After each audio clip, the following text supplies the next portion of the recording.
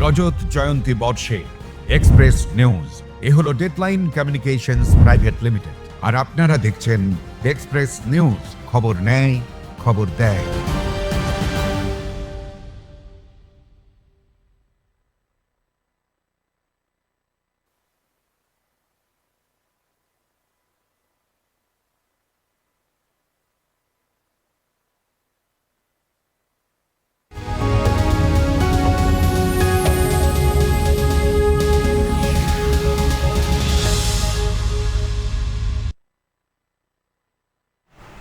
নমস্কার, এক্সপ্রেস নিউজের বিশেষ অনুষ্ঠান বাংলার ভোটযুদ্ধে আপনাদেরকে স্বাগত জানাচ্ছি।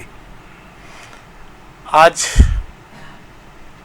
প্রায় মাসখানেক থেকে আমরা এই অনুষ্ঠানটা রোজ সন্ধেবেলা করছি এবং বিভিন্ন রাজনৈতিক দলের যারা প্রতিনিধি, যারা নির্বাচনে পার্টিসিপেট করছেন, তাদেরকে নিয়ে আমরা ধারাবাহিকভাবে এই অনুষ্ঠানটা এতদিন করে এসেছিলাম। আজকে মনে হলো যে এমন দুটো লোককে নিয়ে আজকে এই অনুষ্ঠানটা করি যারা এই পুরো নির্বাচনটা মাঠে ঘাটে ঘুরে ঘুরে একদম জিরো যেটা বলে পয়েন্ট থেকে ওরা এই কাজটা নিখালসভাবে করে যাচ্ছেন। আমি এক্সপ্রেস পরিবারের পক্ষ থেকে আমাদের এক্সপ্রেস নিউজের রিপোর্টার দুর্গাপুরের রণ ঘোষ ও এখানে এই সময় পত্রিকার যে দায়িত্বে আছে আমাদের সঞ্জয় দে, বিশু, এই দুজনকেই স্টুডিওতে আপনাদের পক্ষ থেকে স্বাগত জানাচ্ছি। ওয়েলকাম তোমাদেরকে। বিশুকে দিয়ে শুরু করি। অনেক তো নির্বাচন আমরা দেখলাম, 16 দেখলাম, 11 দেখলাম, এই 26-এর নির্বাচনটা আমরা দেখছি। রাজনৈতিক নেতারা আসছে, তাদের কথা তাদের মতন করে বলছে এবং এমন একটা ফ্যান্টাসির দুনিয়া তৈরি করছে যেখানে মনে হচ্ছে যে যা কিছু এতদিন পাওয়া চাওয়া হয়নি, হঠাৎ করে ওরা একটা জাদুর ছড়ি ঘোরাবে আর সব হয়ে যাবে আর কি। তোমরা তো ময়দানে নেমে কাজ করছো। লাস্ট দুটো নির্বাচন থেকে এই নির্বাচনটা কি আলাদা দেখছো? তুমি কিভাবে এটাকে পুরো একটা অ্যাসেস করবে? তো যেদিন প্রার্থী ঘোষণা হয়, প্রত্যেকটা দলের পরপর হয়েছে, তার আগে থেকেই আমরা রাস্তাঘাটে ঘুরছি, মানুষের সঙ্গে কথা বলছি। তো এইবার তিনটে বিষয় কাজ করছে। এক হচ্ছে রাজ্যের শাসক দল তৃণমূল, তারা প্রত্যাবর্তন চাইছে, আবার ফিরে আসতে চাইছে। আর রাজ্যের যে এখন প্রধান বিরোধী দল বিজেপি, তারা চাইছে পরিবর্তন, কিন্তু সাধারণ মানুষ চাইছে পরিত্রাণ। এটা খুব বড় ফ্যাক্টর। তার কারণ হচ্ছে যে এই পরিত্রাণটা কার কাছ থেকে চাইছে? দুই দলের কাছ থেকেই। আচ্ছা। কারণ হচ্ছে যে তারা তৃণমূলকে দেখেছে, তাদের যা আশা আকাঙ্ক্ষা ছিল পুরো করতে পারেনি। আর বিজেপিকে তারা দেখতে চাইছে, বিজেপি বলছে যে আমরা এলেই সব কিছু ঠিক হয়ে যাবে, কিন্তু ভারতবর্ষের যে অন্য রাজ্যগুলো, বিজেপি শাসিত রাজ্যগুলো আছে, সেখানেও তারা দেখছে। আর এখানে এরা দেখছে যে মানুষ পরিত্রাণ কেন চাইছে, যে মোদি আসার পর থেকে লাইনে দাঁড় করিয়ে দিয়েছে শুধু। এই যে হঠাৎ করে এসআইআর, এতে বহু লোক ক্ষুব্ধ। তো এর জন্য তার মধ্যে আছে এই যে ভাতা গ্যারেন্টি, এই মানুষ যারা একটু বোঝে, মানুষ একটা শ্রেণীর মানুষ আছে বলছে না ঠিক আছে ভাতা দিচ্ছে, আমার তো ঘরে তো চলছে। আরেক শ্রেণী বলছে আমার ভাতার দরকার নেই, আমাকে কাজ দাও, আমি কাজ করব, আমি 50 টাকা চাল কিনে খাবো, কিন্তু সেটা আমাকে কাজ করে খেতে হবে। তারা ভাতা চাইছে না। তো বিজেপি এসে কাজের তো কথা বলছে যে আমরা কাজ দেবো, শিল্প করবো, এসব, কিন্তু তার সঙ্গে আবার ভাতাটাও জুড়ে দিচ্ছে যে ডবল দেবো। কিন্তু এখনো পর্যন্ত বিজেপি শাসিত কোনো রাজ্যে সেই ভাতা দেওয়ার কোনো গল্প নেই। গত কয়েকদিন আগে রেখা গুপ্তা এসেছিলেন, দিল্লির মুখ্যমন্ত্রী, এখানে উনি বলেছিলেন যে আমরা 2500 টাকা করে ভাতা দেব। কিন্তু ওনাকে বললাম যে আপনার 16 মাস গভর্নমেন্ট চলছে আপনার দিল্লিতে, 16 টাকা পর্যন্ত দিতে পেরেছেন? বলছেন না, মুখ ঘুরিয়ে নিয়েছে, অন্য কথা। তো মানুষ এই দুটো একটা দলকে 15 বছর দেখেছে, আর একটা দলকে কেন্দ্র থেকে দেখছে 14 বছর হয়ে গেল। তো এরা আসলে কি হতে পারে সেটা মানুষ বুঝতে পারছে, সাধারণ মানুষ বুঝতে পারছে। তোমার কথাতেই আসি যে মানুষ পরিবর্তন এবং পরিত্রাণের মধ্যে, প্রত্যাবর্তনের মধ্যে পরিত্রাণ চাইছে। পরিত্রাণটা কে নিয়ে আসবে? সিপিএম কেও তো দেখেছে, সিপিএম কে লোকে দেখেছে। হ্যাঁ, এবার পরিত্রাণের এই যে মানুষের একটা পরিত্রাণ চাইছে, এই চাওয়াতে যদি রাজ্যে শূন্য থেকে 2 বা 3টে সিপিএম পদ পেয়ে যায়, আসন পেয়ে যায়, তাহলে অবাক হওয়ার কিছু থাকবে না। মানে খাতা যদি খুলে অবাক হওয়ার কিছু থাকবে না, কারণ দুটো দলকেই মানুষ দেখতে পাচ্ছে। 34 বছরও দেখেছে, কিন্তু ওরা মানে বলছে মানে সিপিএম লাস্টের দিকে খুব খারাপ ছিল, কিন্তু এতটা খারাপ ছিল না। এটাই মানুষের বক্তব্য, যে সিপিএম খারাপ করেছে, 34 বছর করেছে, অনেক কিছু খারাপ আছে, কিন্তু তার বলে এতটা নয় যে এরা যে পর্যায়ে নেমে গেছে।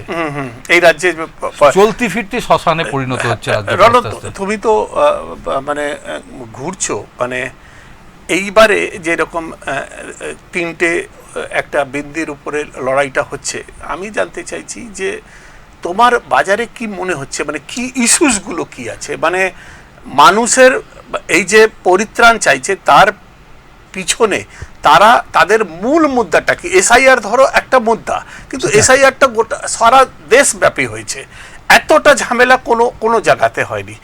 এইখানে এসআইআর একটা মুদ্রা, কেন ইন্টেনশনালি কিছু ভোট কাটার চেষ্টা হয়েছে এক সম্প্রদায়ের লোকের, এইটার মধ্যে কোনো দ্বিমত নেই, কিন্তু এইটাই যে শুধু একটা মুদ্রা এবারে, না আর কিছু তুমি কি দেখছো? দুর্গাপুর শিল্পাঞ্চল, দুর্গাপুর আসানসোল নিয়ে এই শিল্পাঞ্চলের মেইন মানুষ হচ্ছে শ্রমজীবীর উপরে নির্ভর, কিন্তু আমরা দেখতে পাচ্ছি এই দুর্গাপুর শিল্পাঞ্চল, আমি আসানসোল যাচ্ছি না, দুর্গাপুর মহকুমাটা নিয়েই বলছি। দুর্গাপুর মহকুমায় একসময় যখন এমএমসি কারখানা বন্ধ হয়ে যায়, তারপরে বিওজিএল বন্ধ হয়, ফার্টিলাইজার বন্ধ হয়, প্রচুর বেকার শ্রমিক দেখা দিয়েছিল, অন্ধকার এলাকা। সেই সময় বামফ্রন্ট বিভিন্ন কারখানা, প্রাইভেট প্রচুর কারখানা, ইন্ডাস্ট্রিয়াল বেল্ট যেগুলো ছিল, বাবুনাড়া, অঙ্গদপুর, লাইন দিয়ে আমরা দেখেছি, প্রচুর মানুষ কাজ করেছে বহু বছর ধরে।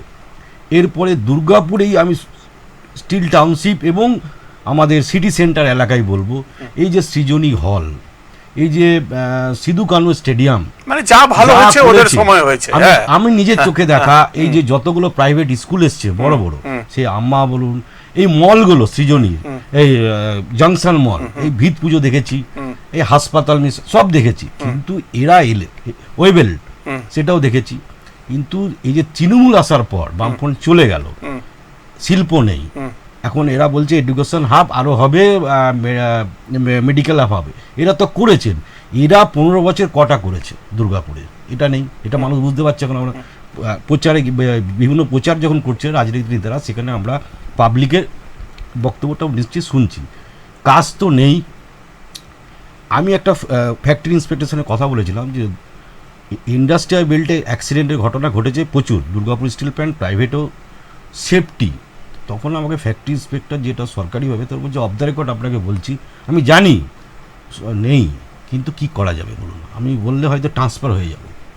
তো একটা অ্যাডজাস্টমেন্ট থাকে নেতাদের সাথে, সেফটি বলতে নেই, বহু জায়গায় অ্যাক্সিডেন্ট হয়, কিছু মানে মোদ্দা কথা বলতে গেলে রোজগার নেই, এবং তোমার কি নাম হচ্ছে ইনফ্রাস্ট্রাকচারাল ডেভেলপমেন্ট, এবং মানে যেমনি একবার সিপিএম এটাকে শিল্পনগরী হিসাবে বিক্রি করলো, তারপরে স্বাস্থ্য নগরী, তারপরে শিক্ষা নগরী, এখন নেক্সট র্যাপারটা কি হবে, মানে তুমি কি বুঝছো যে নতুন ব্র্যান্ডিং কি করবে? দুর্গাপুরে কর্মসংস্থান নেই বলেই আজকে দুর্গাপুরে মুখ্যমন্ত্রী এই চতুরঙ্গ সভাতে সভা করতে এসেছিলেন, সেখানে দাঁড়িয়ে তাকে বলতে হচ্ছে যে কর্মসংস্থান এখানে হয়নি লোকাল ছেলেরা একটা এখন ইয়ং জেনারেশন, হ্যাঁ দুর্গাপুরে প্রচুর ছোটোখাটো অনেক সংস্থা এসেছে যার জন্য কাজ পাচ্ছে। সেই কাজটা কি, ম্যাক্সিমাম শ্রমিক হচ্ছে গিগ শ্রমিক বলতে আপনার ওই কেউ ধরুন ব্লিঙ্কিটের খাবার পণ্য এনে দিচ্ছে, তারপরে জোম্যাটো সুইগিতে খাবার এনে দিচ্ছে, মহিলারা পর্যন্ত এই পেশাতে নেমে গেছে। হ্যাঁ, এতটাই কাজের অভাব, তো নতুন করে কর্মসংস্থান কোথায়? অথচ আপনি এই যে কারখানাগুলো আছে, আপনি দুর্গাপুরে রাতুরি অঙ্গদপুর বলুন, বালাজি বলুন, আপনি কোনোদিন সকালবেলা দুর্গাপুর ব্যারেজটায় গিয়ে দাঁড়িয়ে যাবেন, দেখবেন বাইরে থেকে বাঁকুড়া জেলা থেকে কত লোক লাইন দিয়ে সাইকেল করে আসছে, বাইরে থেকে আসছে, আমার ঘরের ছেলেটা কাজ নেই। না, তো এইটা তো মুখ্যমন্ত্রী, আমরা দুটো জিনিস লক্ষ্য করলাম, যে একটাতে দাঁড়িয়ে উনি কি নাম হচ্ছে যে হরেরাম সিং এর ছেলের গাড়ি হুটার নিয়ে একবার ওটা তো হরেরাম মানে- সিংকে বললেন, হ্যাঁ। আর এইখানে বললেন যে যারা ট্রেড ইউনিয়ন করছে তারা বাইরের ছেলেদেরকে চাকরি দিচ্ছে। মমতা ব্যানার্জি 4.5 বছরে এটা জানতেন না? এটা এই ইলেকশনের সময়, ইলেকশনের সময় উনি জানেন যে এখানে পয়সা নিয়ে কারখানায় বাইরে বহিরাগতদের চাকরি দেওয়া হয়। জানতেন না, এটা আজকে লোকে প্রশ্নটাই করছে যে উনি তো 15 বছর রাজ্যটা চালাচ্ছেন। হ্যাঁ, তাহলে উনি জানতেন না যে কি করে ওনার ট্রেড ইউনিয়নের লোকগুলো? দুর্গাপুরে এখানে ট্রেড ইউনিয়নে একবার অভিজিৎ ঘটক, তারপরে ওনাকে সরিয়ে দিয়ে ঋতব্রত, একের পর এক চেঞ্জ না, এই প্রভাত চ্যাটার্জিকে ইনি সৃজনীতে বলেছিলেন, ওই প্রভাত চ্যাটার্জি ওনার সঙ্গে হাঁটছে। তো মানে কি মেসেজ যাচ্ছে? সেটার জন্যই তো মানুষ চাইছে না এদের এখন আর, যে যে লোকগুলোকে তুমি আমরা কিছু বলতে চাইছো? এক কথা এইগুলো তো অনেকদিন ধরে বলে আসছে, ভোলা সেন, তারপরে ঋতব্রত, আমরাও প্রশ্ন করেছি, কমপ্লেন এই শ্রমিকরা বলছে। অবাক লাগছে আমাকে, কয়েকজন শ্রমিক বলছে আমার যদি 16,000 টাকা মাইনা পাই বাবু, মেরা 10,000 রুপিয়া মিলতা হ্যাঁ। কেন? 6,000 টাকা দিয়ে দিতে হয়, মানে যেহেতু ব্যাংক অ্যাকাউন্টে আসে কিন্তু টাকাটা নিয়ে নিচ্ছে। হ্যাঁ, বাঁকুড়া থেকে যেসব লোক এই লোকাল চাকরিগুলো করতে আসছে ইয়েতে, মানে অঙ্গদপুর এলাকায় 200 টাকায় আসে। 200 টাকায় কি করে বলছে মুড়িতে গামছা বেঁধে নিয়ে আসে, মানে বাকি টাকা। আমার বক্তব্য হচ্ছে যে এই যে নির্বাচনী মঞ্চ থেকে যে কথাগুলো বলা হচ্ছে, তাহলে এইখানকার এতদিন ধরে এই কারণেই আজকে পরিত্রাণটা কেন বললাম, যে এক তো স্থানীয় ছেলেদের কাজ নেই, এতদিন পরে মানে রাজ্য সরকারের হুঁশ হয়েছে যে দুর্গাপুরের স্থানীয় ছেলেরা কাজ পাচ্ছে, এটা রাজ্য সরকারের পাট্টা গেল। এবার বিজেপি এসে বলছে আমরা তোমাদের কাজ দেবো, আমরা শিল্প করব। তো ওরাই বা 15 বছরে কি করেছে? ওরা তো করেনি। এবার এই যে আপনার বেশি দূর না, আমার এখান থেকে 15 কিলোমিটার দূরে খনি অঞ্চল, একের পর এক খনি বেসরকারিকরণ হচ্ছে, নতুন করে কোনো ব্যবস্থা নেই তাদের যে খনি পুনর্বাসন তো ছেড়ে দিন, ওগুলো বাদ দিন, খনিগুলো যে বেসরকারিকরণ হয়ে যাচ্ছে, একের পর এক কয়লা লুট হয়ে যাচ্ছে। কই, ওখানে তো সেন্ট্রাল গভর্নমেন্টের সিআইএসএফ এর নিরাপত্তা আছে। তো তুমি কি এটা জানো না যে সিআইএসএফ এর আর কি নাম হচ্ছে সেন্ট্রাল গভর্নমেন্টের ইচ্ছা শক্তি যদি থাকে তাহলে কয়লা বন্ধ হয়ে যাবে? এইটা লোকালি যদি এদের কনভিন্স না থাকে তাহলে এটা আটকানো যাবে না। লোকাল অ্যাডমিনিস্ট্রেশন কেউ তো সাথে আমাদের গৌরাঙ্গ চ্যাটার্জি জেলা সম্পাদককে জিজ্ঞেস করেছিলাম এই বিষয়টা, যে কয়লা যে যাচ্ছে সেন্ট্রালের কয়লা, তো কয়লা সেন্ট্রালের অফিসাররা রয়েছে, সিআইএসএফ রয়েছে, তারা আটকে বলছে তারা কেসটাই করে না, যে কয়লাটা চুরি হয়েছে থানায় গিয়ে তো জানাবে, সে কেসটাই করে না। এবার যেটা কথা হচ্ছিল যে বিজেপিকে মানুষ ভরসা, একটা শ্রেণীর মানুষ ভরসা করছে যে না বিজেপি এলে শিল্প হবে, কিন্তু যারা বোঝে জানে যে শিল্পটা কোথায় করবে, তুমি আগে যে কয়লা খনিটা সেটাই তুমি সব বেচে দিচ্ছ, তুমি শিল্প করবে কোথায়? দুর্গাপুরে এখানে এত বড় এমএমসির ইনফ্রাস্ট্রাকচার পড়ে রয়েছে, তারপরে হিন্দুস্তান ফার্টিলাইজারের ইনফ্রাস্ট্রাকচার পড়ে রয়েছে, বিওজিএল কারখানাটা পুরো মানে সাফ হয়ে গেল, সেই গেটটাও আজকে নেই, আর স্মৃতিটুকু শেষ হয়ে গেল। তো সেই জমিগুলোতে তুমি কি করছো? এত বছর তুমি কি করেছো? এখানকার যারা প্রতিনিধি তারা কি করেছে? তারা কি কেন্দ্রকে একবারও বোঝাতে পারেনি? তারা না, তাহলে এই প্রশ্নটাকে যদি অন্যভাবে করি, যে আজকে ধরো লক্ষণ ঘরোই দুর্গাপুরে পশ্চিমে আবার প্রার্থী হয়েছে, লক্ষণ ঘরোইর 5 বছরের যদি হিসাব নিকাশ করতে হয়, বিং এ সাংবাদিক, তুমি ওই গোটা মানে কি ওর অ্যাচিভমেন্ট আর কি ব্যর্থতা কিভাবে তুমি মূল্যায়ন করবে? দেখুন, লক্ষণ ঘরোই 5 বছরের ধরে বিধায়ক, যদি কাজের নিরিখে দেখা যায় উনি দাবি করছেন যে আমার 3,30,00,000 টাকা আমার যেটা কোটা থাকে সেটা আমি সব শেষ করেছি, প্লাস কেন্দ্র থেকে আরও 4 কোটি কত টাকা নিয়ে এসে আমি কাজ করেছি।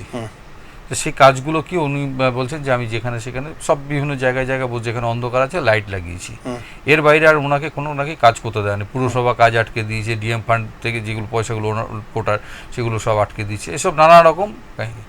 ঠিক আছে, ওগুলো নয় পুরসভা তোমার ক্ষমতায় নেই, পুরসভা আটকে দিই, কিন্তু যেখানে যেখানে তুমি জয়ী হয়েছিলে, যেসব পশ্চিম কেন্দ্রের যেসব জায়গায়, আজকে তাহলে তুমি 5 বছরে সেখানে গিয়ে কেন ক্ষোভের মুখে পড়তে হচ্ছে যে আপনি 5 বছর আপনাকে কেন দেখা যায়নি?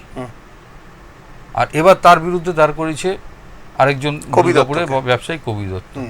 যদি কবি দত্তর সঙ্গে কম্পেয়ার করতে হয় আপনার লক্ষণের, তাহলে কিন্তু লক্ষণ ভার্সেস কবি দত্তর মধ্যে কম্পেয়ার করতে গেলে কবি দত্ত অনেক এগিয়ে আছে, লক্ষণ পিছিয়ে ব্যক্তি আছে হিসাবে। ব্যক্তি হিসেবে। হ্যাঁ। কারণ ব্যক্তি হিসেবে ক্যান্ডিডেট হিসাবেও হ্যাঁ হ্যাঁ ব্যক্তি হিসেবে গত দেড় থেকে দু বছর বেশি হয়। দুর্গাপুরে কবি দত্ত দায়িত্বে ছিলেন এডিডিএর, দুর্গাপুর মহকুমা হাসপাতালের রোগী কল্যাণ সমিতির চেয়ারম্যান। হাসপাতালে আজকে আপনার ইয়েতে ডায়ালিসিস ইউনিট তো ওটা চালু হয়েছিলই, তারপরে সিটি স্ক্যান আমূল পরিবর্তন আমূল হয়েছে। পরিবর্তন। এটা মানে বিল্ডিং বেড়েছে, বেড তাৎপর্যহীন বেড়েছে। ভাবে বলা যায়। দুর্গাপুরের প্রায় প্রচুর রাস্তা করে দিয়েছে আজকে। তার উদাহরণ গান্ধী মোড় থেকে এই যে শহীদ ক্ষুদিরাম সরণির রাস্তা কাজ হয়েছে, কাজ এটা দেখা করছে। যাচ্ছে। রাস্তা মানুষের লাইট। একটা আশা আছে যে এই লোকটাকে আমি যদি আনতে পারি তাহলে হয়তো কাজ পাবো। কিন্তু রাজনীতিবিদ হিসেবে যদি দেখা হয়, রাজনীতিবিদ লক্ষণ আর রাজনীতিবিদ কবি দত্ত, তাহলে কিন্তু কবি দত্ত অনেক ব্যাকফুটে, রাজনীতিবিদ হিসেবে লক্ষণ এগিয়ে থাকবে। রাজনীতিবিদ হিসাবের সাথে সাথে যদি তৃণমূল ভার্সেস বিজেপির লড়াই হয় তবে কোথায় পাচ্ছ? আমি ক্যান্ডিডেটের কথা তৃণমূল ছিলাম, versus- ক্যান্ডিডেটের তো একটা দরকার নেই। পার্সেন্টেজ থাকে। তৃণমূল ভার্সেস যদি বিজেপির লড়াই হয় তাহলে আমি বলবো যে বিজেপি এগিয়ে আছে। তার মানে একটা কোথাও না কোথাও স্বীকার করছো যে সাংগঠনিকভাবে তৃণমূল পিছিয়ে আছে, মানে মানে লোকসভা নিরিখে, গত বিধানসভা নিরিখে সব দিক দুর্গা থেকে, সব দিক থেকে সব দিক থেকে পিছিয়ে পিছিয়ে আছে। তাহলে এই লড়াইতে এই যে পিছিয়ে থাকার সাংগঠনিক দিক থেকে কি প্রভাব পড়বে? দেখুন, দুর্গাপুর পশ্চিমে গত দুবার জিততে পারেনি তৃণমূল। এবার যদি হেরে যায় তাহলে হারের হ্যাট্রিক হবে। সেই হ্যাট্রিকটা বাঁচানোর জন্য আজকে ওদের মানে ভরসা হচ্ছে কবি দত্ত। কিন্তু এটার তো একটা নেগেটিভ সাইডও আছে, যে রাজনৈতিক লোকদেরকে বাদ দিয়ে এটা, এখানে আমি কবিতার সঙ্গে আলোচনা করছিলাম, এটাকে আমরাও সমর্থন করি যে ব্যবসায়ী কেন আসবে না, ভালো ব্যবসায়ীদের আসা উচিত, আসা উচিত। এবং আছে নজির সারা ভারতবর্ষে আছে। বিজেপি জিন্দল সাহেব কি আছেন, আছে, অনেক আছে। কিন্তু মানে এইটা ঘটনা যে এটা নিয়েই আলোচনা হচ্ছিল যে ও করার সুযোগ ছিল এবং ও করেছে।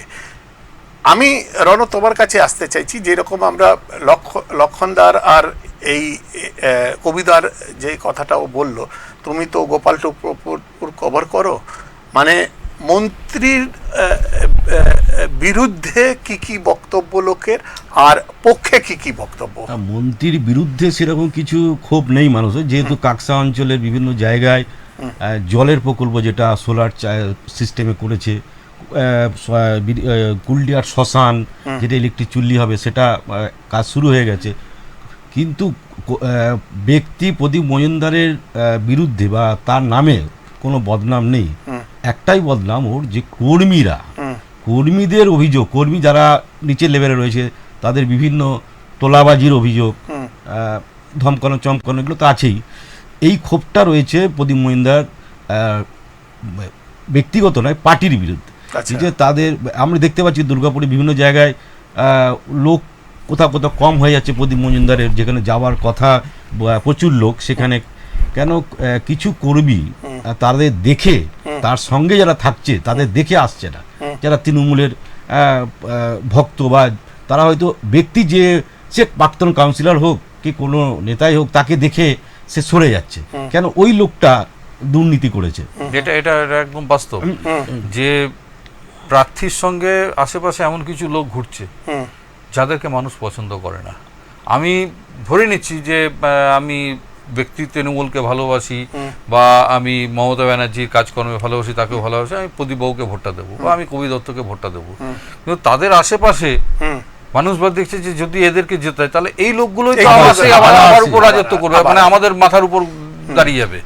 এইটা যে এরকম একদিকে বলছো, না একটা কথা বলছি, তুমি বলো একটা শ্রমিক নেতা সাইকেল চালিয়ে প্ল্যান্টে যেত, সে কি করে সিটি সেন্টারের মতন জায়গায় একটা নার্সিংহোম করতে যাচ্ছে? তার কোথায় গেছে এটা দেখতে পাচ্ছে না অন্য তৃণমূলের শ্রমিকরা বা বামফ্রন্টেও যারা আছে? আমরা এই লোকের কথা বলছো, আমি তোমাকে এটাকে অন্যভাবে না, এটা যে রকম তুমি বলছো যে প্রার্থীর সঙ্গে এমন লোক ঘুরছে, এটা তো ঘটনা যে প্রদীপ বাবুর বিরুদ্ধে যে ক্যান্ডিডেট আছে বিজেপির, তার উদ্ধত্ত নিয়েও কথা হচ্ছে। একটা উনি কথা বলেছিলেন প্রদীপ বাবুর বিরুদ্ধে যে জল নিয়ে,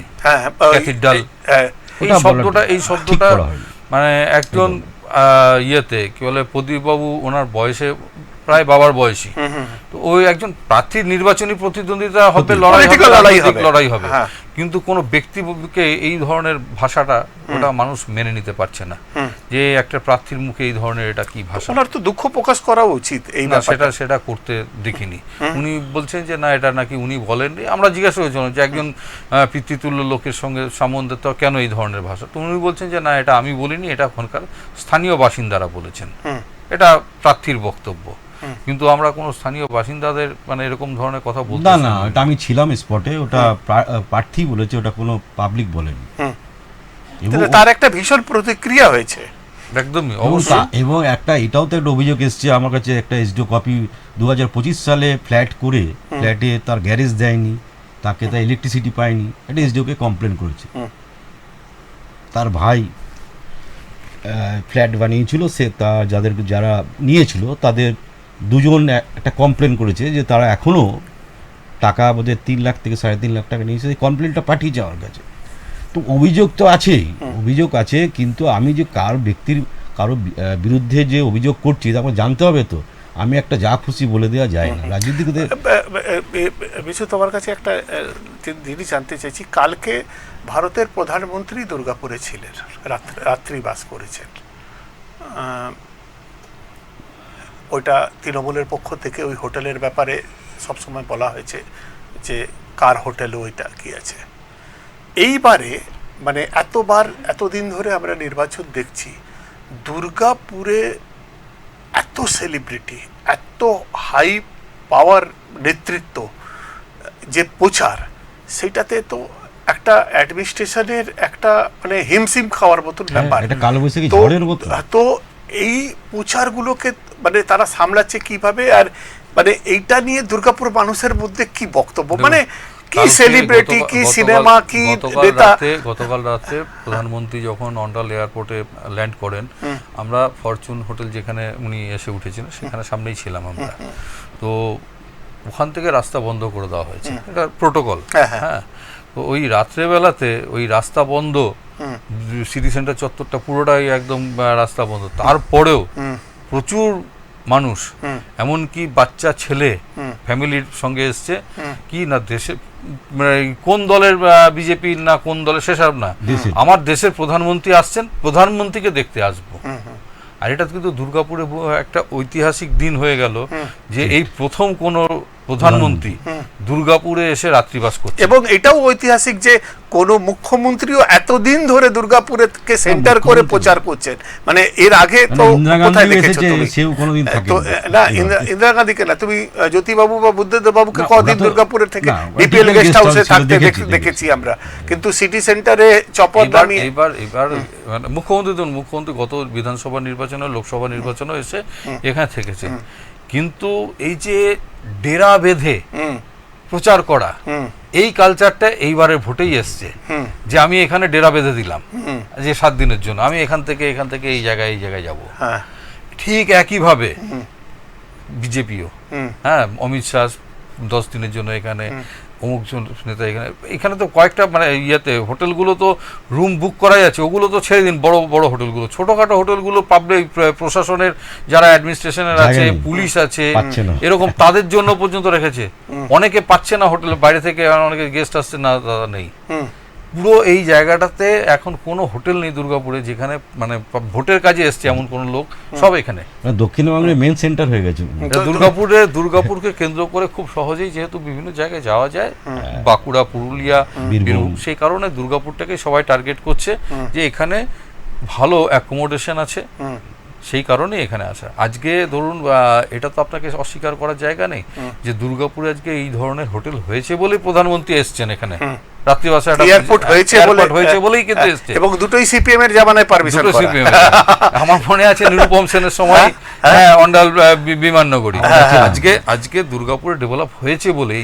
আচ্ছা, এক কথায় তোমাকে যদি জিজ্ঞেস করি যে লাস্ট 15 বছরে মানে দুর্গাপুরে উল্লেখযোগ্য সিটি সেন্টার ভিত্তিক যদি উন্নয়ন ধরা হয়, রাস্তাঘাটের কথা ছেড়ে দাও, নতুন কি দিয়েছে এই সরকারে? মানে আমাদেরকে, আমি এটা জানতে চাইছি, ধরো সিটি সেন্টারে ওই পার্টটা থেকে শুরু করে এই পার পর্যন্ত সৃজনী থেকে তোমার সিধু কানু পর্যন্ত, মানে নতুন পাবলিকের জন্য কি করেছে তোমার হিসাবে? আমি তোমার কাছেও আসছি। দেখুন, রাস্তা, হ্যাঁ আলো, হ্যাঁ হ্যাঁ, তার জল, হ্যাঁ। এগুলো একটা ধারাবাহিক উন্নয়ন, ধারাবাহিক, এটা আপনাকে করতে হবে। থেকে এর বাইরে হুম আপনিও তো দুর্গাপুরে দীর্ঘদিন ধরে ঘুরতেন। আমি যদি পাল্টা আপনাকে কোশ্চেন করি, কটা ইট গেঁথেছে? আমার তো আমি তাহলে তুমি বিশ্বাস করবে না, মানে আমার কিছুদিন আগে আমি ওই ডক্টর প্রদীপ সুমন আমাদের একজন বন্ধু আছেন সাংবাদিক, তো ওনার সঙ্গে দেখা করতে আমি আসানসোল গেছিলাম। তো আসানসোলে যখনই আমরা দেখা করি তো ওই জসওয়ালে ঢাবা আছে, ওইখানে আমরা বসে একটু কথাবার্তা বলে নিই। তো ও সেদিনকে আমাকে বললেন যে আপনি কফি হাউসে আসুন। মানে তুমি বিশ্বাস করবে না, যে কোনো হোটেলে যাও বা যে কোনো জায়গায় যাও, তুমি একটা নির্দিষ্ট সময়ের পরে কিন্তু তোমার কি নাম হচ্ছে যে হোটেলওয়ালারা বিরক্ত হয় যে আপনি এখানে বসে মিটিং কেন করছেন বা অমুক কেন করছেন বা চা খেয়ে তো সময় কাটানো যাবে না। মানে তুমি বিশ্বাস করবে না, এত সুন্দর একটা কফি হাউস, ঠিক আছে, এবং ওই কফি হাউসে টাইমের কোনো বন্দিশ নেই। তুমি একটা কফি নিয়ে 3 ঘন্টা বসে ওইখানে মিটিং করতে পারো। রানীগঞ্জে মানে মানে কি নাম হচ্ছে আসানসোলে আজকে এইটা তো তুমি বলতে পারো যে পলিটিক্যাল নেতৃত্ব মলয় ঘটকের মতো লোক ছিল বলে আজকে ধরো কেএনইউ এসছে, গোটা জেলা সদর হয়েছে, ডিএম অফিস দেখো, সিপি অফিস দেখো, টোটাল ইনফ্রাস্ট্রাকচারটা আসানসোলের মতন জায়গাতে কোথায় নিয়ে গিয়ে দাঁড় করিয়েছে। মলয় ঘটক ছিল, Jitendra Tiwari as a mayor ছিল, এখনও যারা দায়িত্বে আছে তা। কিন্তু দুর্গাপুরে তুমি কি এটা মনে করো না যে নেতৃস্থানে যারা ছিল তারা আজকে মানে নতুন নেতৃত্ব যারা ঢুকে যেভাবে তাদেরকে মানে ধাক্কা মেরে পার করে দিয়েছে। হ্যাঁ, আমি একটা সহজ জিনিস আপনাকে বুঝিয়ে দিই, গাড়ি গ্যারেজে থাকবে, এটাই নিয়ম। হ্যাঁ, দুর্গাপুর পুরসভার জন্য গাড়ি গ্যারেজ করা হয়েছে। কোন ইঞ্জিনিয়ারের মাথা থেকে এমন বুদ্ধি এসছে আমি ভূভারতে দেখিনি। 3 পাশে পাঁচিল করেছে গ্যারেজের, সামনের দিকে একটা বড় গেট করেছে, দুপাশে কোনো পাঁচিল নেই, ফাঁকা। সেখান দিয়ে অনবরত রাতের অন্ধকারে চোর ঢুকছে, চুরি করছে, বেরিয়ে যাচ্ছে। তার জন্য এই যে পুরসভায় প্রত্যেকদিন সকালবেলা বাড়ি থেকে যে গাড়িগুলো ময়লা তুলে নিয়ে যায়, সেই কয়েকশো গাড়ি রাখা হচ্ছে কোথায় না স্টেডিয়ামে, ভগৎ সিং স্টেডিয়াম। কোন সভ্য শহরে আছে এই সিস্টেম? হয়েছিল কয়েকবার যে যদি কেউ মনে করে যে আমি কিছু করব, আমরা অনেক প্রপোজাল দিয়েছি যে এটা করতে হবে, এটা করতে হবে। ভূমি দত্ত তার জ্বলন্ত উদাহরণ। দীর্ঘদিন ধরে বন্ধ হয়ে পড়ে থাকা এই যে আমাদের ডিয়ার পার্ক চালু তো করে দিল, 100 বার চালু করে দিল। এবং আমি প্রশ্নও করেছিলাম যে খাটাল নিয়ে, তখনও বললো যে বদলদা কি বলবো, ওই বাচ্চাদের যেটা শিশু সদনটা করেছে তার মধ্যেও নাকি খাটাল শুরু হয়ে গেছে।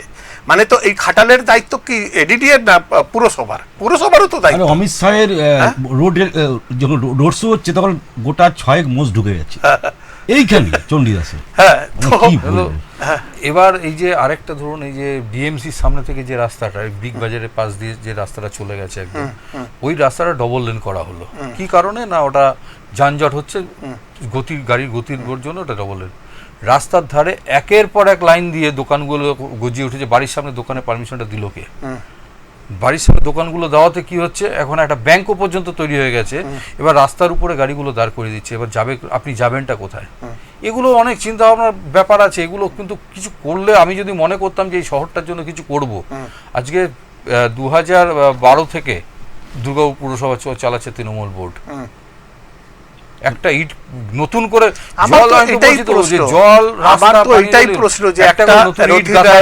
নতুন মেয়র তারা সৃজনীর কল্পনা করেছিল, দিলীপ বাবুর মতন লোকেরা কি নাম হচ্ছে সিধু কানুর একটা কল্পনা করেছিল।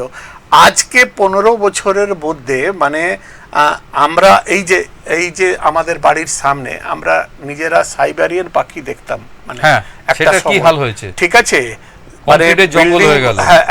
এখন এখানে কবি দত্ত 1 বছর আগে আমাদেরকে কথা দিয়ে গেছিল যে উনি এটাকে সংস্কার করবেন, বোটিং হবে। এবার অন্যান্য কাজগুলোতে হয়তো প্রায়োরিটির মধ্যে আছে, কিন্তু এইটা নিয়ে কেউ কিন্তু ভাবছে না।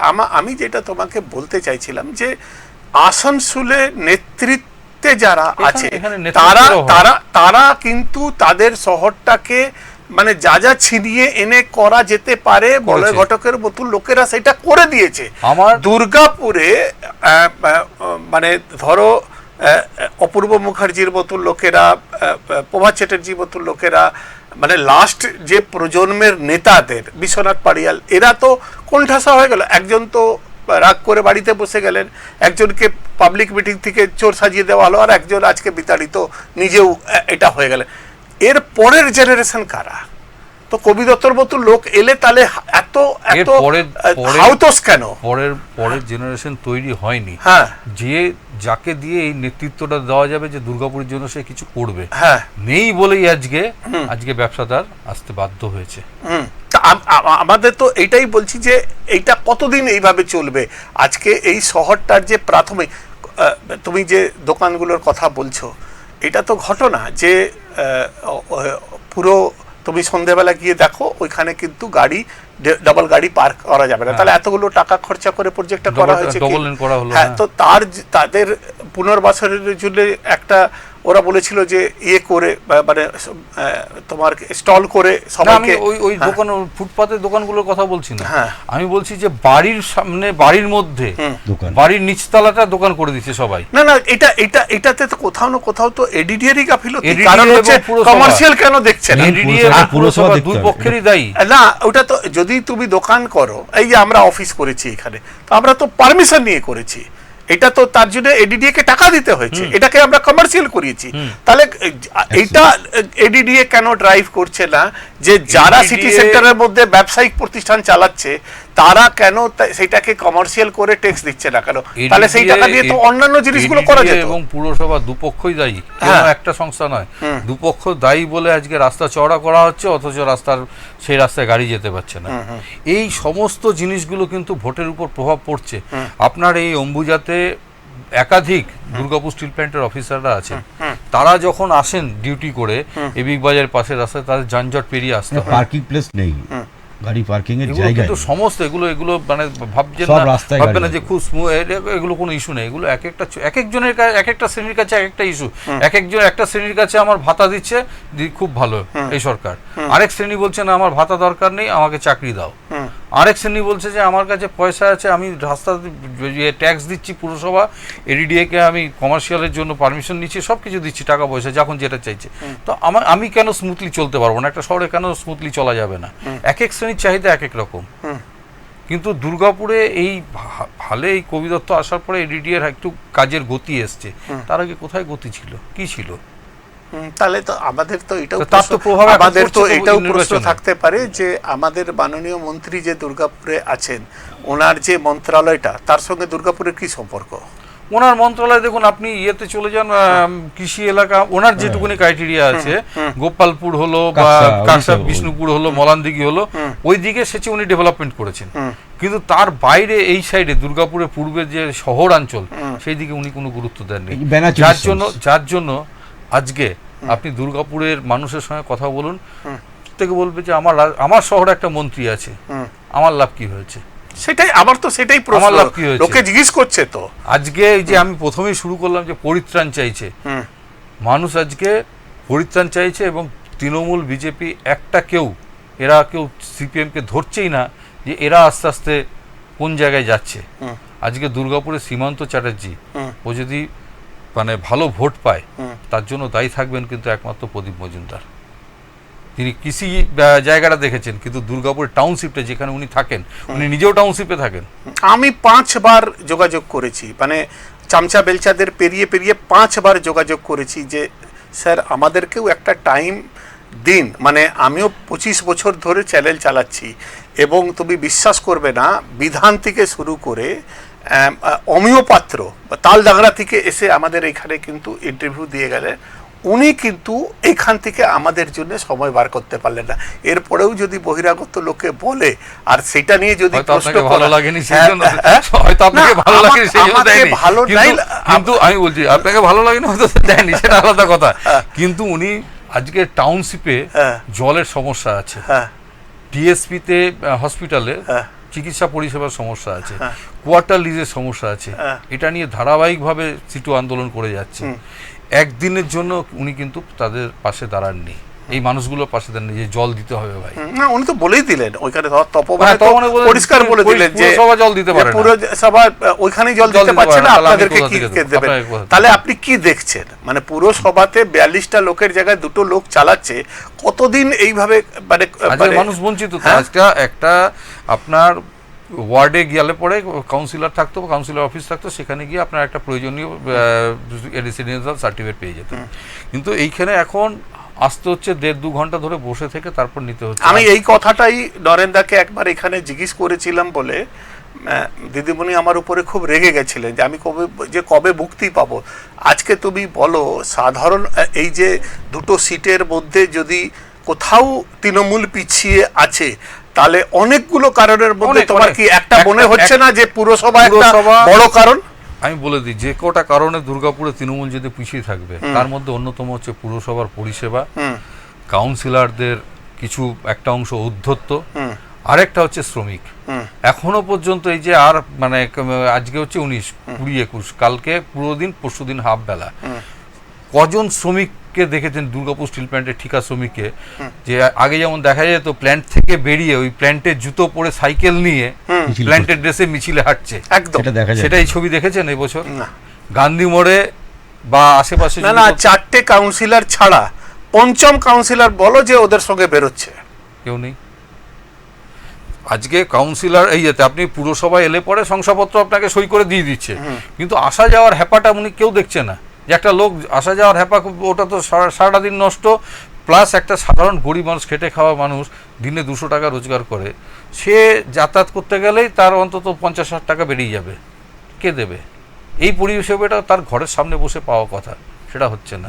আচ্ছা, তুমি তো সেদিনকে এক লাইভ করছিল ভাস্কর, তখন আমি তোমার মুখে শুনলাম যে তুমি বলছো যে সিপিএম নাকি মানে ত্রিমুখী লড়াই হচ্ছে, সবাই ধরে নিয়েছিল যে বিজেপি ভার্সেস তৃণমূল হচ্ছে, আর তুমি বললে যে ত্রিমুখী লড়াই হচ্ছে। তাহলে তুমি সিপিএমকে কোথায় পাচ্ছ?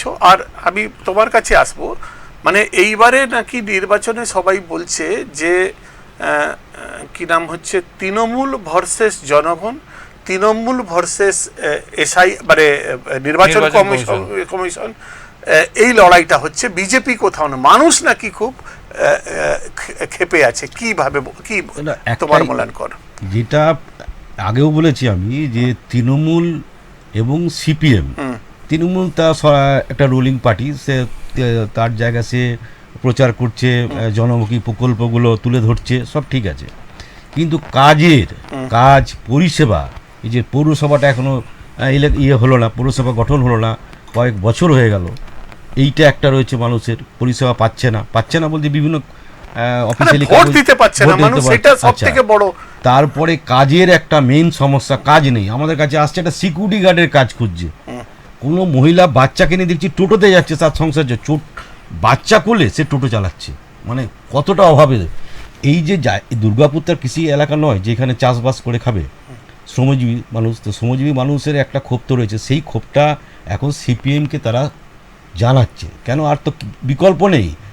বিজেপি বলেছিল আমরা পুরানা কারখানা খোল দেগা, আমি একবার ইন্টারভিউ নিয়েছিলাম লোকসভায়, বিধানসভায়, গত 200 কারখানা, মানে 200 কারখানা বন্ধ আছে, হাম খোল দেগে, বড়া কারখানা भी খোল দেंगे। এই যে খুলে দেবে, এখনও খুলতে পারেনি এবং প্রাইভেট হয়ে যাচ্ছে। অ্যালো স্টিল প্ল্যান্ট যেটা লাভজনক এখন সংস্থা, সেটাকে বন্ধ করে দিচ্ছিল, সেটা প্রথম সিটু কিন্তু আন্দোলনের নামে, তারপরে কংগ্রেস সবাই জোট হয়েছিল, বিরাট একটা আন্দোলন, আজকে সেই অ্যালো স্টিল তো লাভ দিচ্ছে, তো সেটাও বন্ধ। তাহলে এরা কি করে দেওয়ার চক্রান্ত করেছিল, কোম্পানি একটা টেন্ডার নোটিশ করে দিয়েছিল, তো এরা কি করে বলছে যে আমি শিল্প করব, শিল্প করিডোর করব, এ তো মানুষ মেনে নিতে পারছে না। আচ্ছা, লড়াইটা কি সত্যি মানে জনগণ ভার্সেস তৃণমূল হচ্ছে, না জনগণ ভার্সেস তৃণমূল ভার্সেস নির্বাচন কমিশন হচ্ছে? তোমাদের কি ধারণা? আজকে প্রধানমন্ত্রীর কথাও শুনছিলাম, যেভাবে আজকে একটা সেন্ট্রাল গভর্নমেন্ট একটা রাজ্যে নির্বাচন লড়াই করতে এসে এজেন্সি প্রয়োগ করছে এবং নির্বাচন কমিশনকে পর্যন্ত নামিয়ে দিয়েছে রাস্তায়, তাতে একটা শ্রেণী বলছে যে এটা এই বছর লড়াইটা হচ্ছে তৃণমূল ভার্সেস নির্বাচন কমিশন, বিজেপির সঙ্গে না। আমি একটা সাপ্লিমেন্টারি প্রশ্ন করছি, মানে ধরো যেভাবে সেন্ট্রাল এজেন্সি লাগাচ্ছে বা যেভাবে মানে আমি 4 আনা পয়সা যারা বিজেপি নেতা আছে তাদের থেকে 100 টাকার নোটের যে নেতারা আছে তাদের কাছ থেকে এইবারে শুধু একটা কথাই শুনছি, 4 তারিখের পরে আমাদের সরকার আসছে। মানে আমি আমি কোনোদিন মানে এইরকম করে বাজার গরম করা আমি দেখিনি, যে 2 পয়সার লোক সেও বলছে যে 4 তারিখের পরে আমাদের সরকার আসছে তোমার।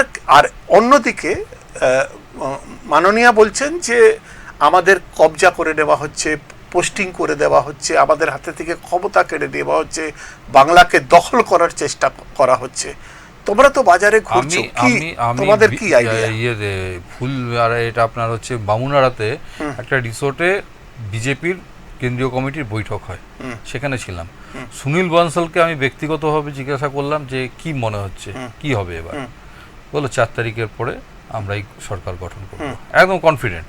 এবং সেই যে উপর মহল থেকে শেখানো হয়েছে যে এবার একদম কনফিডেন্টের সঙ্গে বলবে যে 4 তারিখের পর আমরাই দখল করব, এটা ওদের নির্বাচনী পলিসি হতে পারে। তুমি একটা জিনিস মানে এটাকে বিশ্বাস করানোর জন্য আজকে তুমি হয়তো এটা প্রধানমন্ত্রীর কথাগুলো তুমি শোনোনি, মোদিজির কথাটা তুমি একটা কথা বললে 5টা বানে বেরোয়। আজকে উনি এটাকে আরো বিশ্বাস করানোর জন্য উনি বলছেন যে আমার রাজনৈতিক অনুভবে বলছি। হ্যাঁ, মানে আজকে এটা নতুন কথা যে আজকে আমাদের উনি ওনার রাজনৈতিক আমার অভিজ্ঞতা দিয়ে বলছি, মানে ভিড় দেখে বলছি যে বাংলায় 4 তারিখে কিন্তু পরিবর্তন হচ্ছে। আমার মনে হচ্ছে মানে এটা আমি জানতে চাই, ভিড়ের একটা উদাহরণ দিয়ে দিচ্ছি। কিন্তু জমি স্তরে কোথায় মহল, আমি ভিড়ের একটা উদাহরণ আর জমি স্তরে যেটা মহলটা বলছেন সেটা আমি বলে দিচ্ছি। চণ্ডীদাসে ওই ইয়েতে কি বলে রাজেন্দ্র প্রসাদ মোড় থেকে আপনার চণ্ডীদাস রোটারি পর্যন্ত অমিত শাহ রোড শো করলেন। বিজেপির নেতারা বলল 30,000 লোক হয়েছে, তাদের আইটি সেল বলছে 5,000। 30,000 লোক ধরবে না, সামনে পিছনে সব ওই বাজনা পার্টি আর পুলিশ, কেন্দ্রীয় বাহিনী। যখন রোটারিটা ঘুরে অমিত শাহ বড় গাড়িটায় উঠলেন, আমরা ওখানে দাঁড়িয়ে আছি, দেখছি সামনে কিছু লোক, দুপাশে ফাঁকা। না ভিড় দিয়ে কি সাবিত হয়? না সিনেমার ভিড় দিয়ে কি ভোট সাবিত হয়? না ভিড় দিয়ে তো ভোট সাবিত হয় না। তাহলে তো বামপন্থী জিততো, ভিড় দিয়ে ওরা যা ব্রিগেড করে, চক্রবর্তী হলো লোক দেখতে গেল। যদি ভোট সাবিত হতো, হ্যাঁ, তাহলে ব্রিগেড ভরি দেয় বামেরা, সেই ভোট বাক্সে পড়ে আছে। সেটাই বলছি তো যে না, তাহলে এই চাপ কোথা থেকে বলছে যে আমার 4 তারিখে আমাদের গভর্নমেন্টে এটা মানে এটা কি কোনো মেকানিজম আছে? এটা একদম সেন্ট্রাল পলিসি যে এইভাবেই এবার তোমাকে প্রচার করতে হবে, এইভাবেই প্রচারটা করতে হবে। একটা কথা বলছে, তৃণমূলও বলছে যে 50-এ নামিয়ে দেবো, এটাও কি বিশ্বাসযোগ্য? না, এটা বিশ্বাসযোগ্য নয়। তার কারণ হচ্ছে যে সিট বাড়বে, একটু সিট বাড়বে, মানে গতবার যা ছিল তার থেকে বাড়বে। এবারে যা পজিশন আছে তাতে গতবারের থেকে বাড়বে সিট। কিন্তু ক্ষমতায় কে আসবে সেটার কারণ হচ্ছে যে এবার নির্বাচন কমিশন রাস্তাটা, ভোট দিতে যাওয়ার রাস্তাটা পরিষ্কার করে দিয়েছে, ময়দানটা ফাঁকা করে দিয়েছে। কোনো ভয়ের ব্যাপার নেই, কোনো হিংসার ব্যাপার নেই, কোনো ছাপ্পা নেই। একটা কোথাও যদি কোনো একটা মানুষ যদি বলে দেয় যে এখানে ইয়েতে ভায়োলেশন হচ্ছে, সঙ্গে সঙ্গে রিপোল হয়ে যাবে। অতএব কেউ যেচে ওইখানে গিয়ে মানে কোনো দলই ওখানে গিয়ে ঝামেলা করতে চাইবে না। তুমি বিশ্বাস করবে না, আমাদের বিএলও পাগলের মতন খুঁজছিল আমাদেরকে কি বুথ স্লিপ দেবে বলে। নিতেই হবে। হ্যাঁ, কালকে বাড়িতে এসে দিয়ে গেছে, বিএলওরা এসে বাড়িতে এসে স্লিপ দিচ্ছে, খুঁজে বেড়াচ্ছে লোক না থাকে, যে লোককে ভোট দিতে যেতে হবে। আর বিজেপি এটা জানে যে মানুষ ভাবে যেভাবে ওটা ওদের প্র্যাকটিস মানে সেন্ট্রাল ইয়ে থেকে শেখানো যে যদি মানুষ ভোট দিতে যেতে পারে বুথে তাহলে জয় আমাদের, এটাই হচ্ছে ওদের স্ট্র্যাটেজি। কিন্তু মমতা ব্যানার্জিকে হারাতে গেলে বেঙ্গলে আরেকটা মমতা দরকার, যেটা এখনো পর্যন্ত বিজেপিতে নেই। একমাত্র বিকল্প কিছুটা দেখেছিলাম ইয়ের মধ্যে, আমাদের দিলীপ ঘোষের মধ্যে দেখেছিলাম, উনি খুব বেশ লড়াকু নেতা ছিলেন, কিন্তু এখনো পর্যন্ত একটা বিকল্প মুখ তৈরি হয়নি। হ্যাঁ, মানে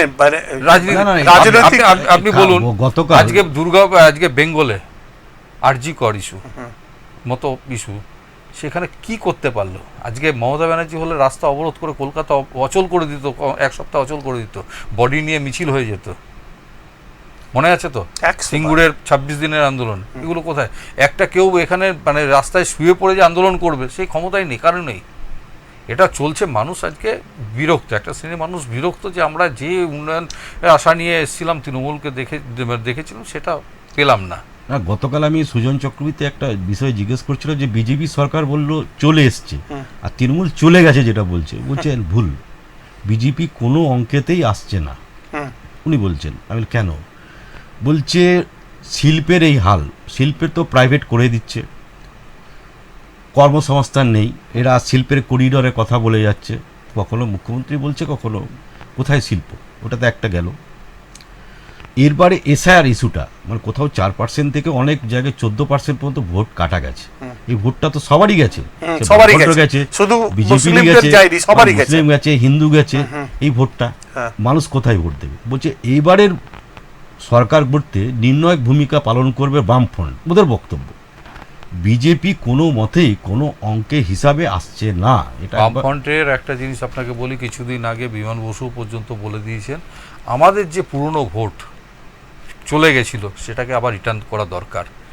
এদের এই অ্যাকচুয়ালি আমি তোমাকে একটা কথা বলি, মানে আমরা তো লাইভ করি আর অনেক নেতারা আছে, তো আজকে যত বড় বড় নেতা আমরা দেখছি, এক জামানাতে আমরা অমিয় পাত্রর জলসা দেখেছিলাম, মানে বাঁকুড়া থেকে উনি যখন বেরোতেন না, এই প্রধানমন্ত্রী গাড়িতে যেই রকম ওই রাডার ফাডার লাগানো থাকে ওই রকম গাড়ি নিয়ে উনি আসতেন। He is so powerful. তো অফ দ্য রেকর্ড আমাদের রুমে তো কিছু কথা হয়, মানে অফ দ্য রেকর্ডই অফ দ্য রেকর্ড, সেই সম্মানটা রাখবো। কিন্তু সিপিএম যত গলাবাজি করুক, কিন্তু মানে একটা দুটো খাতা খুলতে পারলেই তাদের এই নির্বাচনটা সার্থক হয়ে যাবে। মানে আহামর ভোট কার, মানে সিপিএম এর আজকে এই দয়নীয় অবস্থাটা কেন? সিপিএম এর দয়নীয় অবস্থা হচ্ছে যে খেটে খাওয়া যারা মানুষরা ছিল তারা সিপিএম এর কাছে ছিল, তারাই এখনো তৃণমূলের কাছে চলে গেছে। যারা সেই জন্য তো সেই অংশটাকে ওরা ফেরত চাইছে, সেই যে অংশ আজকে ওরা ফেরত চাইছে, তার জন্য যে মাহল দরকার সেই মাহলটা কিন্তু এখনো তৈরি হয়নি। এই জন্য সময় না, অনেক সময় লাগবে। সিপিএম কে আবার জায়গা করতে গেলে অনেক তপস্যা করতে হবে। আমি তোমার যেহেতু পিসিআর থেকে বলছি সময়, আমি 2-3টে কথা তোমাকে ছোট ছোট করে জানতে চাই। একটা রাজনৈতিক ঘটনা যে কাল বিশু আবার বিজেপিতে জয়েন করেছে, কংগ্রেস ছিল, তৃণমূল হয়েছিল, আবার কংগ্রেস হয়েছিল, আবার তৃণমূল হয়েছিল, আজকে আবার বিজেপিতে। এইটাতে রাজনৈতিক তোমাদের দুজনের কাছে আমি জানতে চাইছি যে এই ভোটে কি প্রভাব পড়বে আর কি ডিল হতে পারে যেতে বিশ্বনাথ পারিয়ালকে বিজেপিতে যেতে? এই ভোটে কোনো প্রভাব পড়বে না, তার কারণ যদি ওকে নিতেই হতো তাহলে আরো 1 মাস 2 মাস আগে তাহলে প্রচার করতে হতো, হয়তো 1.5 দিন সময়, কি প্রচার করবে? আর ডিলটা সেটা ওদের ব্যাপার, ওদের সঙ্গে কি হয়েছে সেটা জানি না। হ্যাঁ, হয়তো টোপ দেওয়া হয়েছে, সামনে আগস্টে পুরসভা নির্বাচন আছে, কিছু একটা পদ, এটা হতে পারে, আমি এটা মানে সত্যি মিথ্যা আমি জানি না। হ্যাঁ, কিন্তু রাজনৈতিকভাবে মানে কোনো তৃণমূলের প্রভাব পড়বে না, বরঞ্চ ক্ষতি হয়ে গেল বিজেপির। যে বিজেপির এমন একটা দৈন্য দশা চলে এলো যে বারবার দল বদলু, কালকে করঙ্গপাড়ার রাজপ্রাসাদ থেকে কালকে প্রান্তিকা তালতলা বস্তিতে সেখানে এসে ওকে মানে পতাকা নিতে হচ্ছে। কিন্তু তুমি এটা তো মানবে যে বিশু কিন্তু সেই জামানে নেতা, সেই সময় বিজেপি তৃণমূল কেউ ছিল না, বামপন্থের সঙ্গে লড়াই করে, কিন্তু আজকে লড়াই করে বিশু বা বিশ্বনাথ পারিয়াল লড়াই করেই দুর্গাপুরে তৃণমূলকে প্রতিষ্ঠা দিয়েছে, এটা অস্বীকার করার কোনো জায়গা নেই। কিন্তু তারপরে নিজে স্বার্থ চরিতার্থ না, নিজের মানে মাথার ইয়েতে কাজ করেনি। এটাও তো হতে পারে যে যারা রাজনৈতিক কর্মীরা ছিল তাদেরকে যেভাবে হাসিয়াতে ঢেলে দেওয়া হলো, এবং এক শ্রেণীর তোলাবাজ, এক শ্রেণীর তোমার কি নাম হচ্ছে যারা সিন্ডিকেট বাজ, তাদেরকে সামনে এনে যেভাবে দলটা তারা হ্যাজেক করে নিল, তার প্রতিবাদেও তো একটা মানুষ যেতে পারে। তার ফেসবুক পোস্টে তো সেটাই দেখা গেছে, সেটা তার ব্যক্তিগত কারণ হিসেবে গেছে, কিন্তু প্রত্যেকটা দলের কাছেই সে এরকম ভাবে মানে ডিপ্রাইভ ভাবে ফিরে আসবে।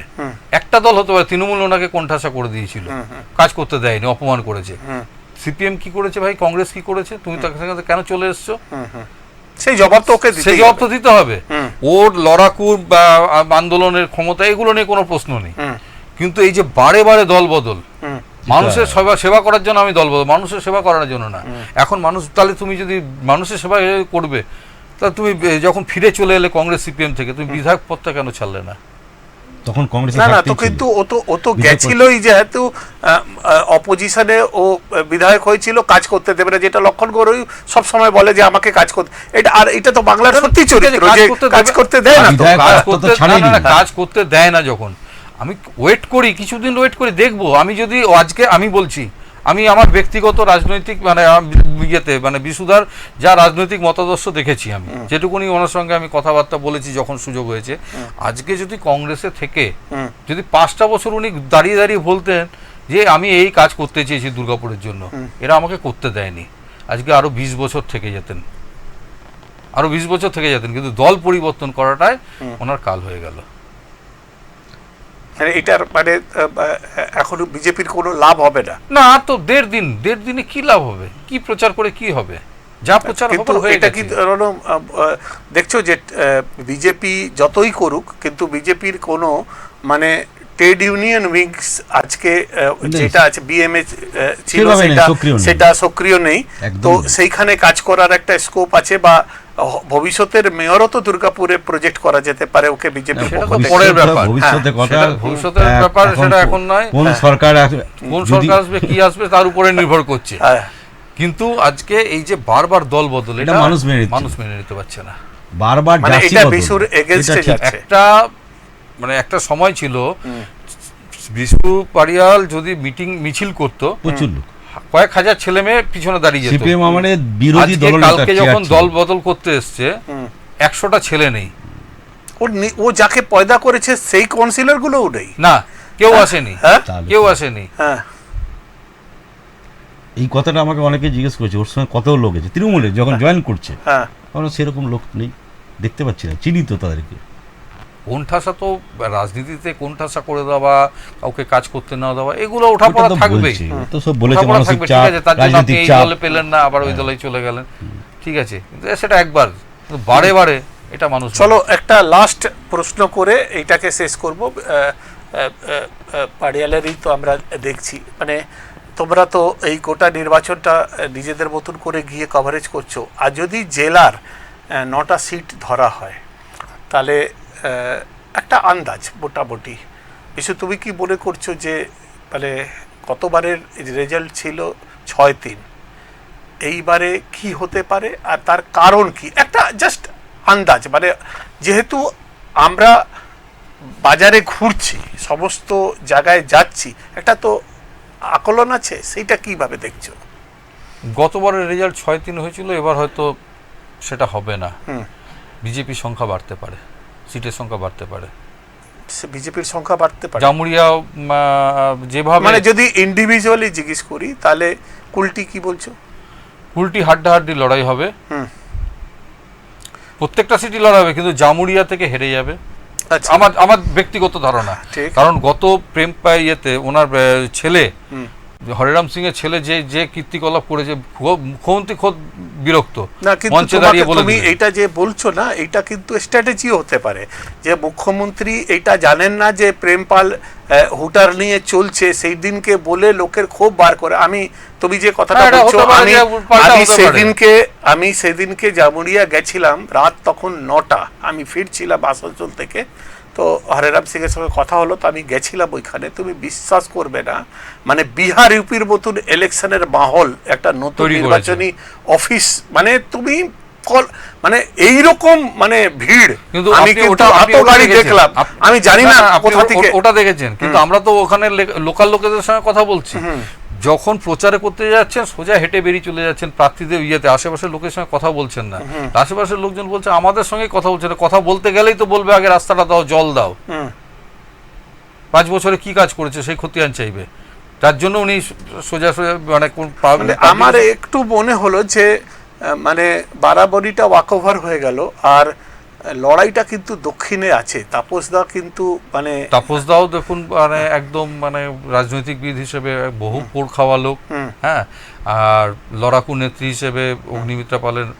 যথেষ্ট নাম করেছে, হাড্ডাহাড্ডি লড়াই হবে, বাকিগুলোতে সব হাড্ডাহাড্ডি লড়াই হবে। কিন্তু পাণ্ডবেশ্বরও মানে এক সময় যখন জিতেন্দ্র তেওয়ারি ছিলেন, উনি যখন ছিলেন তৃণমূলে, জিতেন্দ্র তেওয়ারি আর হচ্ছে নরেন্দ্রনাথ চক্রবর্তীর সম্পর্কটা ছিল সোলের হ্যাঁ। জয় আর বীরুর মতো, হ্যাঁ। সেই দোস্তি হ্যাঁ। দুজনের এখন কুস্তিতে পরিণত হয়েছে। হ্যাঁ। তো কুস্তিতে একলাই লড়াই দেখা যাবে, কে হারে কে কাকে পটকে দেয়, হ্যাঁ। এটা দেখা যাবে 4 তারিখে দেখা তবে যাবে। মানে একতরফা কিছু নেই। না, একতরফা না, কোনো না, কোনো এবার কেন্দ্রে একতরফা এবছর কোথাও এত হবে না। ভোটার কাটা গেছে, একতরফা, এই যে আপনি বলছেন যে 9টা সিট এই হ্যাঁ। পশ্চিম বর্ধমান জেলায়, 9টা সিটে একতরফা কেউ কোথাও কেউ পাবে না। পারবে না, প্রত্যেকে মানে হাঁটাহাঁটি যে কেউ করে- বেরোতে পারে। যে কেউ বেরোতে পারে, কারণ এবার প্রত্যেকেই যেটা ধরছেই না, তৃণমূল বিজেপিরা কেউ ধরছে না যে ওদের পিছন থেকে ঘাড়ে নিঃশ্বাস ফেলছে সিপিএম, সবাই ইগনোর করছে। কিন্তু মানে যেমনি তুমি সিপিএম ধর্তব্যের মধ্যে আসছে, সেই রকম কিন্তু আইএসএফ আর মিমের কোনো জায়গা আইএসএফ হচ্ছে না। মিমের কংগ্রেস- এখনো সেইভাবে কংগ্রেসের মানে নেই। কংগ্রেসেরও নেই। সংগঠন তৈরি হয়নি যে ওরা একটা মানে দাবি করতে পারে যে আমি এতগুলো আসন বা আমি এত ভোট পেতে পারো, সেই জায়গাটাতে এখনো আসেনি। কিন্তু সিপিএম কিন্তু নিজের মানে ভাঙা গড় যেটা আস্তে আস্তে তৈরি লোকাল করছে। ছেলে হিসাবে তো তরুণও কিছু ভোট কাটবে। না না না, কংগ্রেসের কাটবে না। ভোট না। সেভাবে কংগ্রেসের ভোট নেই না, কেন?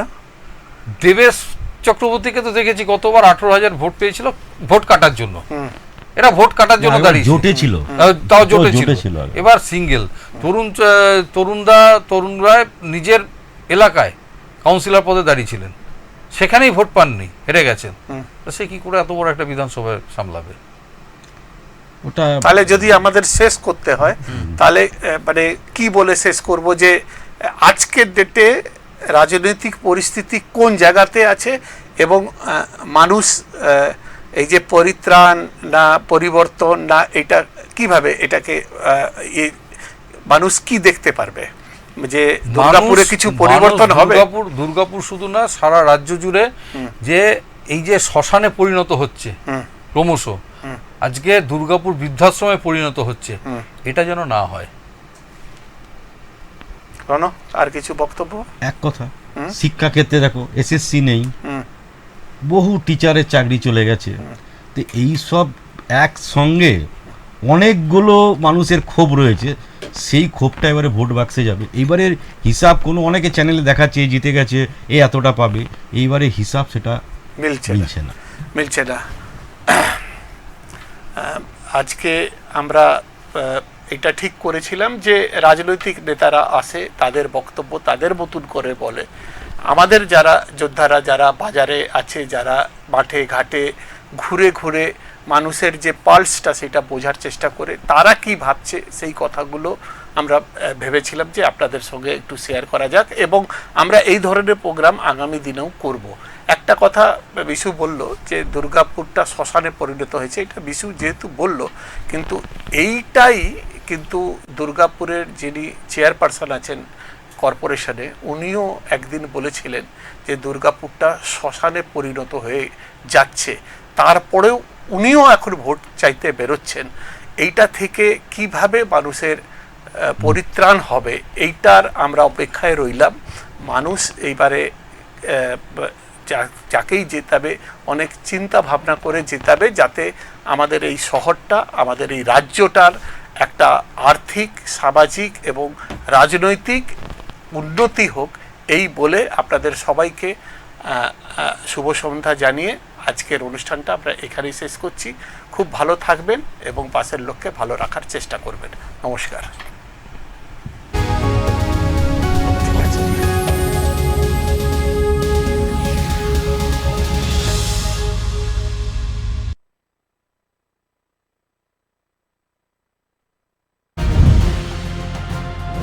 রজত জয়ন্তী বর্ষে এক্সপ্রেস নিউজ, এ হলো ডেডলাইন কমিউনিকেশনস প্রাইভেট লিমিটেড, আর আপনারা দেখছেন এক্সপ্রেস নিউজ, খবর নেয়, খবর দেয়।